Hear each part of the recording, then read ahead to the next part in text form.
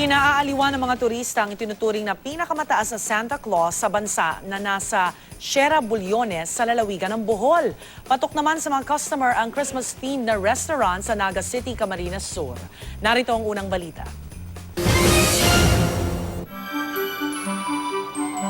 Sa isang restaurant sa Naga City, hindi maikakailang ilang araw na lang ay magpapasko na. Paano ba naman kinarir ang pagde-decorate nito? May snowman, mga parol at belen.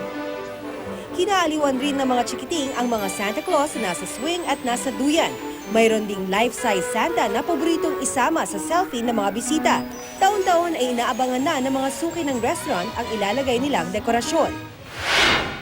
Sa Christmas tree naman sa harap ng City Hall ng San Fernando City, La Union, makikita na kaagad ang tema ng kanilang mga dekorasyon na pagmamahal sa pamilya. Makikita rin sa kanilang mga parol ang mga larawan ng Holy Family. Kakaibang liwanag naman ang dala ng mga pailaw ng City Hall sa National Highway. Hindi naman pauhuli ang mga residente ng Sierra Bullones sa lalawigan ng Bohol sa kanilang pambatong dekorasyon. Sa taas na 28 talampakan, ang kanilang higanteng Santa Claus ang itinuturing na pinakamataas sa buong Pilipinas. Nagmistulan ngang duwende ang ilan na lumalapit sa naturang dekorasyon.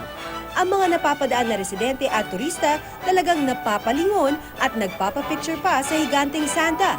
6 na tao ang nagtulong-tulong para mabuo ang Giant Santa at inabot ng 1 linggo bago ito natapos bihisan.